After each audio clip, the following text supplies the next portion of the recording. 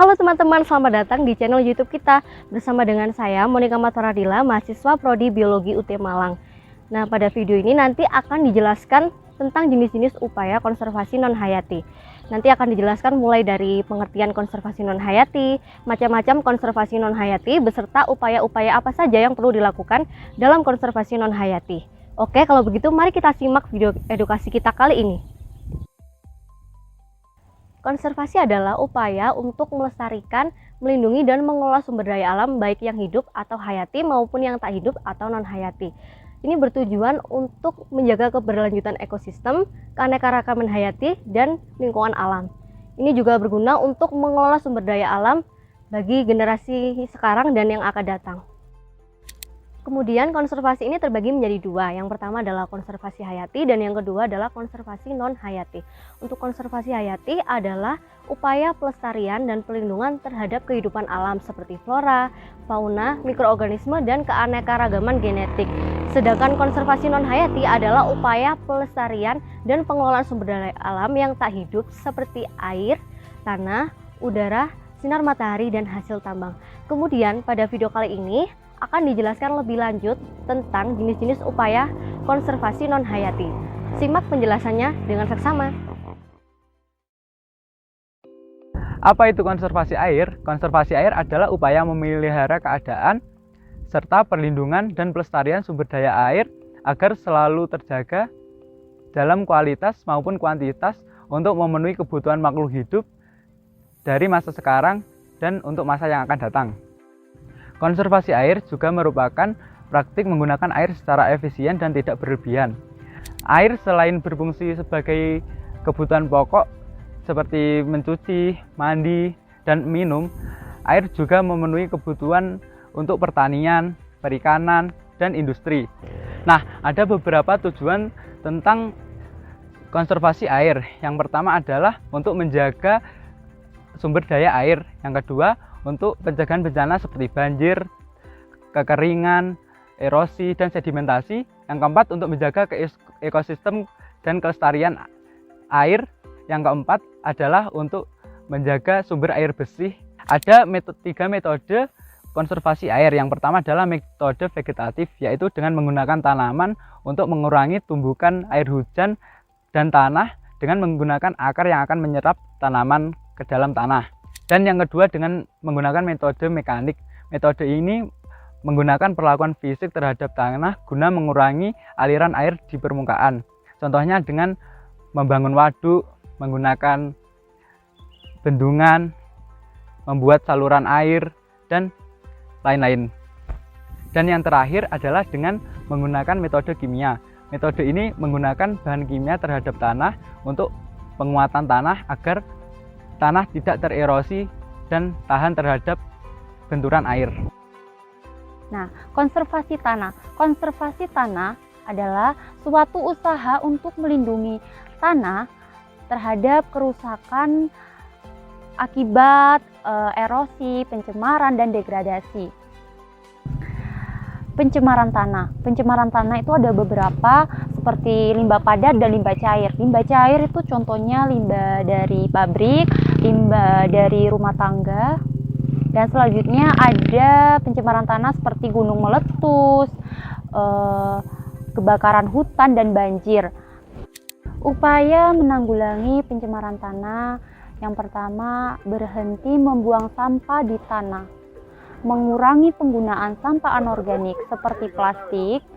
Selanjutnya menghindari aktivitas pertanian berlebihan. Pertanian itu hal yang biasa dan boleh saja dilakukan, tetapi tidak dengan berlebihan.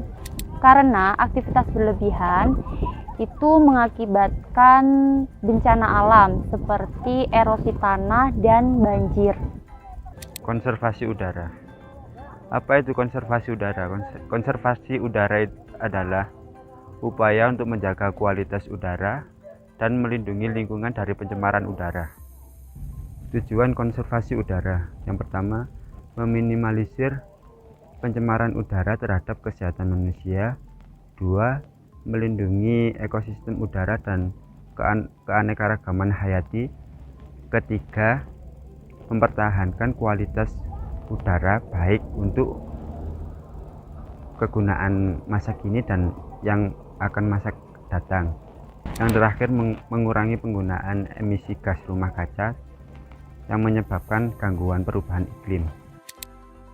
Cara mengatasi konservasi udara, yang pertama, penggunaan energi yang lebih efisien dan efektif.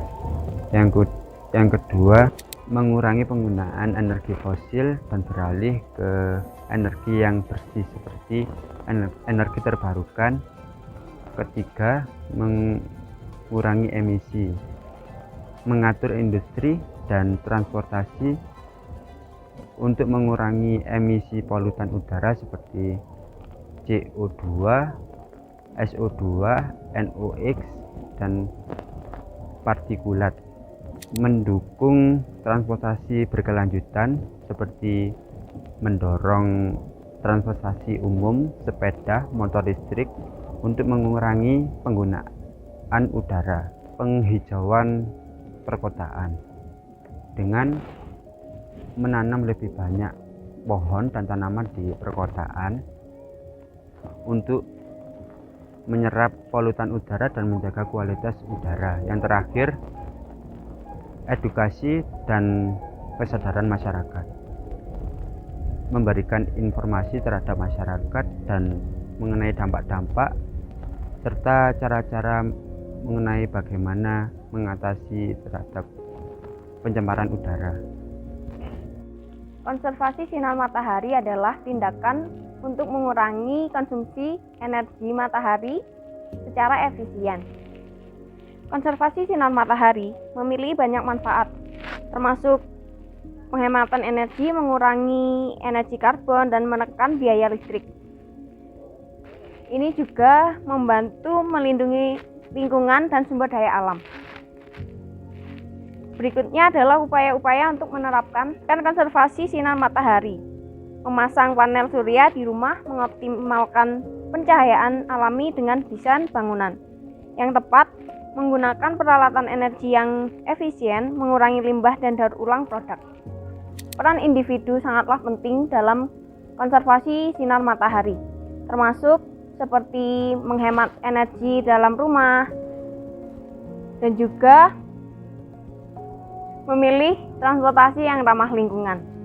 Terima kasih. Pertambangan yaitu suatu kegiatan penggalian endapan bahan berharga yang sangat bernilai tinggi dan ekonomis yang ada di kulit bumi, yang dilakukan secara mekanisme maupun manual pada permukaan bumi, di bawah permukaan bumi, dan di bawah permukaan air laut ataupun di lain sebagainya. Dan sumber daya alam ini tidak dapat diperbarui, tetapi sangat bermanfaat bagi banyak semua orang.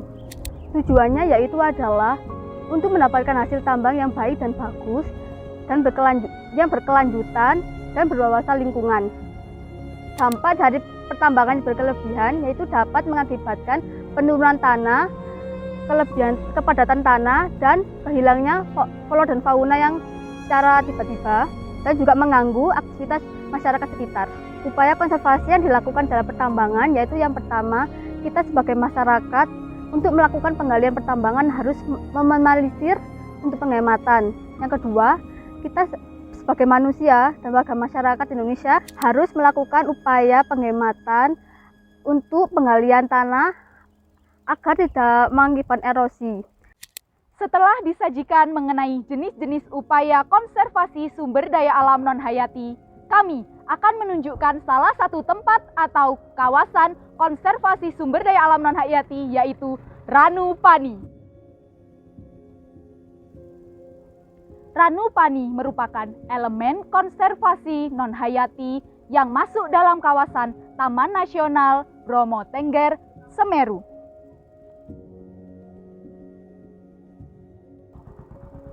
Ranupani atau dikenal dengan Ranupane merupakan danau yang terletak di Desa Ranupani, Kecamatan Senduro, Kabupaten Lumajang, Jawa Timur, yang terletak tepat pada sebelah utara Gunung Semeru. Ranupani terletak pada kurang lebih 2.100 meter di atas permukaan laut dengan suhu mencapai 25 derajat Celcius pada siang harinya. Pada malam hari, suhunya dapat mencapai angka -4 derajat Celcius. Awalnya, Ranupani memiliki luas 5,6 hektar dengan kedalaman 12 meter pada tahun 1998. Namun, karena pengaruh pencemaran lingkungan di sekitar Ranupani dan kegiatan pertanian yang menyebabkan erosi, Ranupani mengalami penyusutan luas dan kedalaman. Bahkan, saat ini, luas Ranupani dan kedalaman Ranupani hanya mencapai 7 meter. Ranupani menyimpan begitu banyak hal menakjubkan di dalamnya. Dengan air yang tenang, Ranupani membawa ketenangan dan suasana damai di sekelilingnya. Pohon-pohon pinus yang ada di sekitar danau juga menambah kesan asri dan sangat sayang untuk dilewatkan. Kini, Ranupani menjadi salah satu pilihan destinasi wisata untuk orang-orang menghabiskan waktu bersama orang terdekatnya. Halo Mas, permisi, boleh minta waktunya sebentar? Ya. Perkenalkan ya, ini saya Monica Matoradila, saya mahasiswa dari Prodi Biologi UT Malang. Ya. Di sini saya mau nanya-nanya nih Mas. Sebelumnya ini dengan Mas siapa ya? Mas Aldo. Masnya di sini ini warga lokal apa bukan? Ya, warga lokal. Kalau boleh tahu Masnya di sini atau bekerja atau bagaimana? Kerja Sebagai? sebagai petugas kebersihan. Wah, kebetulan sekali nih Mas. Saya mau nanya-nanya ya, boleh nggak? Boleh ya, cuma 3 aja pertanyaannya. Kalau saya tanya nih Mas, apa saja masalah lingkungan yang dihadapi oleh Danau Ranupani saat ini? Masalahnya yang pertama itu penebangan pohon secara liar, terus penangkapan ikan dengan bahan kimia, dan pembuangan sampah yang tidak pada tempatnya. Oh, ternyata seperti itu ya. Baik. Kemudian untuk pertanyaan keduanya, bagaimana peran masyarakat sekitar dalam menjaga kebersihan Danau Ranupani? Itu masyarakat sudah sebaik mungkin menjaga kebersihan danau ini, tapi ya masih ada aja Apa? Pengunjung yang yang masih mengabaikan kebersihan itu, tapi berusaha semaksimal mungkin untuk mengingatkan. Ya, bagus. Semoga kebersihannya kedepannya lebih baik ya Mas ya, untuk Danau Ranupani. Kemudian untuk pertanyaan ketiganya, apa harapan masyarakat kedepannya untuk Danau Ranupani? Untuk harapan kedepannya membuat danau ini semakin bersih dan indah. Ya, jelas kalau indah ya Mas. Itu aja. Ya, itu aja. Terima kasih ya Mas sudah mau memberikan waktunya. Ya. Saya izin pamit.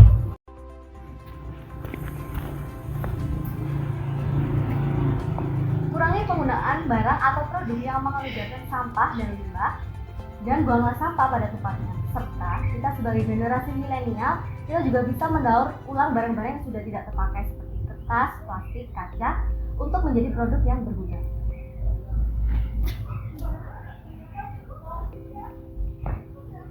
Hemat energi dengan mengurangi penggunaan listrik, serta gunakanlah energi alternatif.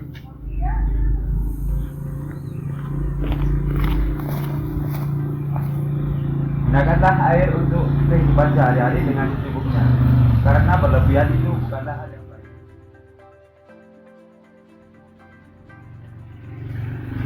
Hindari kemunduran hutan secara liar karena dapat merusak ekosistem di sekitarnya. Tanam pohon untuk mengurangi deforestasi dan meningkatkan karbon dioksida dari udara.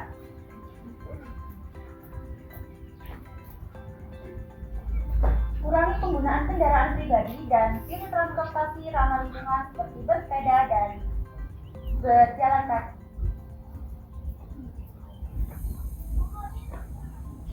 Tingkatkan kesadaran masyarakat mengenai pentingnya konservasi dan edukasi kepada masyarakat mengenai cara mereka dalam berpartisipasi menjaga kelestarian lingkungan. Mari kita